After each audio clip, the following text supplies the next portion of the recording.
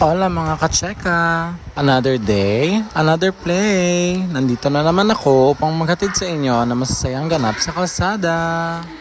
Ngayon, pupunta ako ng Ninoy Aquino Stadium para manood ng Volleyball Challenger Cup. Nagmotor lang ako papunta sa Ninoy Aquino Stadium.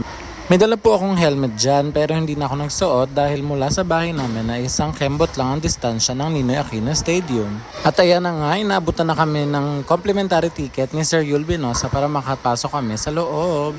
Ayan na, papasok na kami dahil may tatak na kami. Maraming salamat mga kuya. By the way, ang mga kasama ko po dyan ay ang UDM Men's Volleyball Team. Sila po ang mga inimbitahan ko para manood ng Volleyball Challenger Cup. Pagpasok nga namin, ang naabutan lang namin na game ay ang semifinals number 2 laban ng Czech Republic at Vietnam. Nanalo po dyan ay ang Czech Republic. 3 straight sets, talo po ang Vietnam.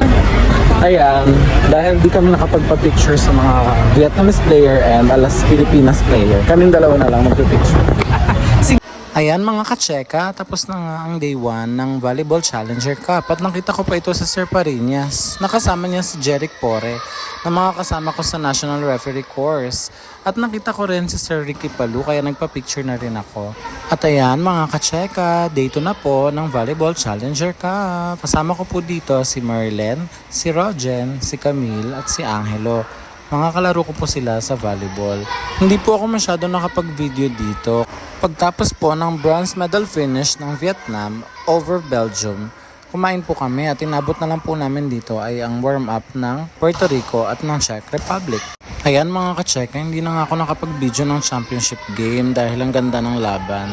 Habang pauwi ako, nakita ko si MJ Perez at saka yung isa pang import ng PBL. Thank you for watching. Like and subscribe mga kacheka.